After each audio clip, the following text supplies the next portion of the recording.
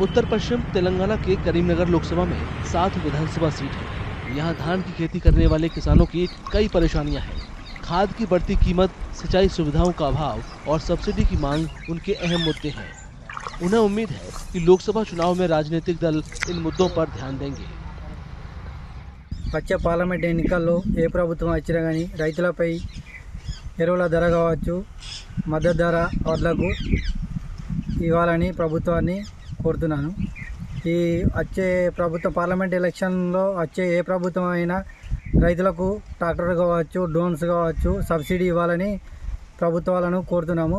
దాని గురించి central government కాబట్టి కొంచెం చూసి మాకు ఈ పంట మార్పు కావచ్చు, లేక పంట పండించిన దాన్ని తీసుకోవడం కావచ్చు, దానికి రెట్టింపు కానీ రెట్టింపు చేసి ఇస్తే ఇంకా బాగుంటుంది।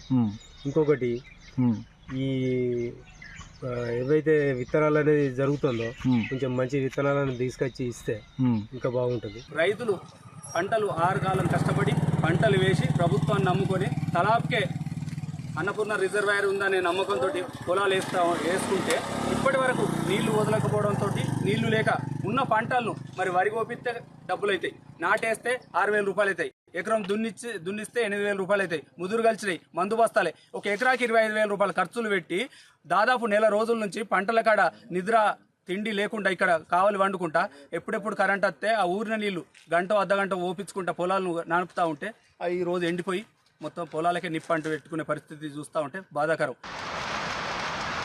करीमनगर लोकसभा सीट में सिरसिला जिला भी है। ये देश के महत्वपूर्ण कपड़ा केंद्र के रूप में मशहूर है। यहाँ के बुनकरों की मांग कपड़ा उद्योग के लिए कच्चे माल की बढ़ती लागत और उत्पादों पर जीएसटी कम करना है। कोविड महामारी के दौरान कई पावरलूम मिल बंद होने से कई अलग अलग तरह की परेशानियां भी हैं। चुनाव के दौरान बुनकर समुदाय इन मुद्दों का समाधान चाहते हैं। ఈ జిఎస్టీ వచ్చినప్పటి నుంచి పూర్తిగా పడిపోయింది। బతుకమ్మ చీరలు మళ్ళా అవన్నీ యారైనా పాలిస్టర్ వ్యాపారం వచ్చి దాన్ని కూడా ఈ కాటన్ పరిశ్రమను పూర్తిగా దెబ్బతీసింది। డైయింగ్లు పూర్తిగా నడవకుండా అయిపోయినాయి। అయితే ఇప్పుడు మాకు కావాల్సిన ఏంటి అని అంటే ప్రభుత్వం సంబంధించిన ఉత్పత్తులు ఏవైనా ఉంటే మాకు ఆర్డర్ ఇచ్చి మాకు మా ద్వారా చేసుకుంటే మాకు ఏమైనా ఉపాధి దొరుకుతుంది। దయచేసి రానున్న రోజుల్లో సెంట్రల్ గవర్నమెంట్ ఏ ప్రభుత్వం వచ్చినా కూడా మా యొక్క టెక్స్టైల్ రంగం పైన జిఎస్టీ పూర్తి స్థాయిలో మినహాయింపు చేసి ఈ ఎంఎస్ఎంఈ అనేది సవరింపు చేయాలని చెప్పి కోరుతా ఉన్నాం। ఈ సిరిసిల్లలో చూసుకున్నట్టుంటే 18 రకాల అనుబంధ కార్మికులు ఉన్నారు। మొత్తం 30,000 కుటుంబాలు ఆధారపడి ఉన్నాయి సిరిసిల్లలో। बीजेपी के बंदी संजय कुमार हिंदुत्व को लेकर अपने विचारों के लिए जाने जाते हैं।